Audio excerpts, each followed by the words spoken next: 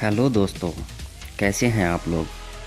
आज हम बात करने वाले हैं ब्रोकली गोभी के बारे में। आप बरसात के मौसम में या फिर किसी भी मौसम में ब्रोकली की खेती कैसे करें, आप कौन कौन सी वैरायटी लगा सकते हैं और ब्रोकली में कौन कौन सी बीमारियां आती हैं, बीमारियों की रोकथाम, खाद उर्वरक, सीड्स, सिंचाई, खरपतवार नियंत्रण, लागत और लाभ, ये सभी जानकारी आपको इस वीडियो में बताने वाले हैं। तो चैनल पर बने रहिए।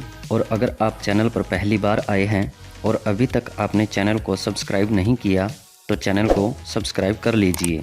तो चलिए शुरू करते हैं। दोस्तों, सबसे पहले बात करते हैं टाइमिंग की।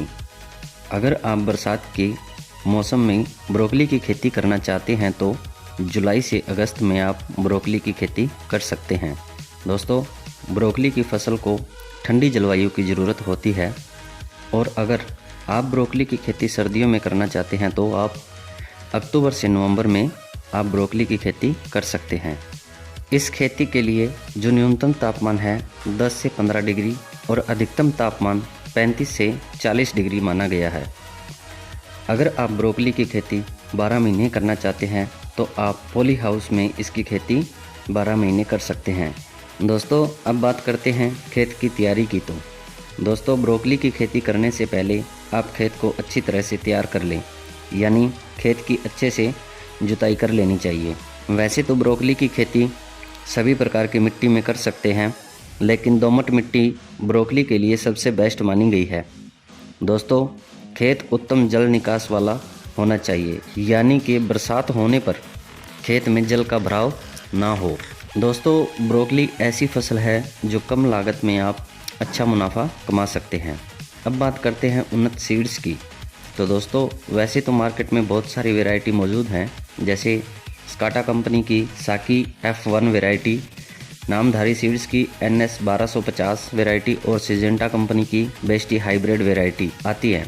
आप इन वैरायटी का चुनाव कर सकते हैं या फिर आपके एरिया में जो भी बेस्ट वैरायटी है आप उनका चुनाव भी कर सकते हैं। बात करते हैं 1 एकड़ में सीड्स की लागत की। तो 1 एकड़ में 100 से 120 ग्राम सीड्स की ज़रूरत पड़ने वाली है। बात करते हैं नर्सरी कैसे तैयार करें। तो दोस्तों, आप नर्सरी 2 प्रकार से तैयार कर सकते हैं। नंबर 1 क्यारी बनाकर, नंबर 2 आप प्लास्टिक की ट्रे में भी नर्सरी तैयार कर सकते हैं। अगर आप प्लास्टिक की ट्रे में नर्सरी तैयार करते हैं तो आपको कोकोपीट और वर्मी कंपोस्ट की ज़रूरत पड़ने वाली है। आप कोकोपीट और वर्मी कंपोस्ट को मिला लें और प्लास्टिक की ट्रे में भर दें और एक एक बीज की रुपाई कर दें। दोस्तों, आपको एक बात का ध्यान रखना है कि जब आप नर्सरी तैयार करते हैं तो आपको 25 से 30 दिन का समय लग जाएगा। आप उस हिसाब से खेती की प्लानिंग करें।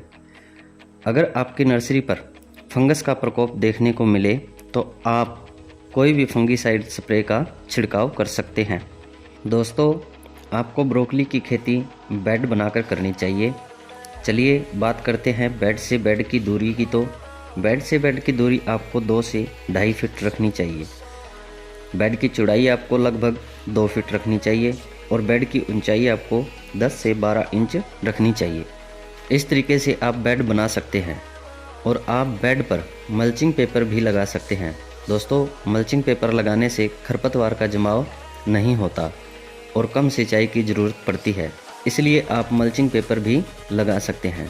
दोस्तों, जब आप बेड तैयार कर रहे हैं तो बेड तैयार करने से पहले आपको 2 ट्राली गोबर की खाद NPK 50 किलो इनको आप खेत में डालकर बेड तैयार करें।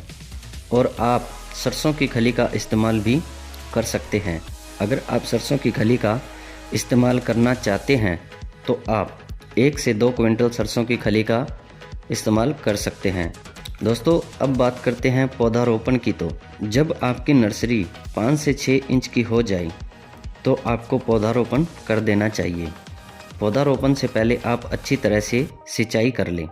बात करते हैं पौधे से पौधे की दूरी की। तो पौधे से पौधे की दूरी आपको 1 फीट रखनी चाहिए और लाइन से लाइन की दूरी भी आपको 1 फीट रखनी चाहिए। अगर आप एक बेड पर 2 लाइन लगाकर खेती करना चाहते हैं तो आपको 1 से 1.5 फीट की दूरी पर पौधारोपण करना चाहिए। बात करते हैं सिंचाई की। अगर आप ड्रिप से सिंचाई करते हैं तो आप 2-2 दिन के अंतर में सिंचाई कर सकते हैं और आप डायरेक्ट पानी भी दे सकते हैं। अगर आप डायरेक्ट पानी देते हैं तो 7 से 8 दिन के अंतर में आप सिंचाई कर सकते हैं। आप दोनों तरीक़ों से सिंचाई कर सकते हैं। वहीं अगर आप खेती सर्दियों में कर रहे हैं तो बहुत ही कम सिंचाई की ज़रूरत पड़ने वाली है। अब बात करते हैं दोस्तों खरपतवार नियंत्रण की। तो दोस्तों आप खरपतवार नाशक स्प्रे का इस्तेमाल ना करें। आप प्राकृतिक विधि से खरपतवारों को नष्ट कर सकते हैं। दोस्तों आप जितनी ज़्यादा निराई गुड़ाई करते हैं यानी साफ़ सफाई रखेंगे, आपको उतना अच्छा उत्पादन देखने को मिलेगा। दोस्तों बात करते हैं ब्रोकली में लगने वाली बीमारियों की। वैसे तो इसमें बहुत सारी बीमारियां आती हैं और अगर आप सर्दियों में यानी सीजन में ब्रोकली की खेती करते हैं तो बीमारियां बहुत ही कम आती हैं। तो कौन कौन सी बीमारियां आती हैं, जैसे इल्ली, पीलापन, गलन, सफ़ेद मक्खी, फंगस आदि बीमारियां ब्रोकली में आती हैं। बात करते हैं इनकी रोकथाम कैसे करें। अगर ब्रोकली में सफ़ेद मक्खी का प्रकोप है तो आप एक्टारा 10 ग्राम 15 लीटर पानी में मिलाकर स्प्रे कर सकते हैं। अगर गलन का प्रकोप ज़्यादा है यानी ब्रोकली गलने लग जाए तो आप रोको फंगिसाइड 35 ग्राम 15 लीटर पानी में मिलाकर स्प्रे कर सकते हैं, या किसी भी फंगिसाइड का इस्तेमाल आप कर सकते हैं।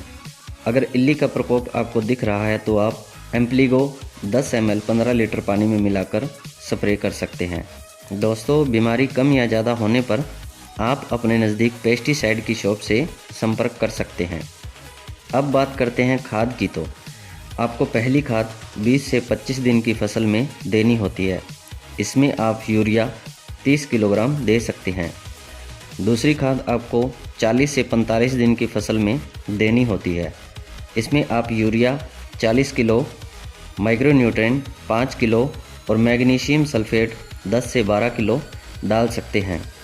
दोस्तों खाद डालने के बाद आपको सिंचाई ज़रूर करनी चाहिए।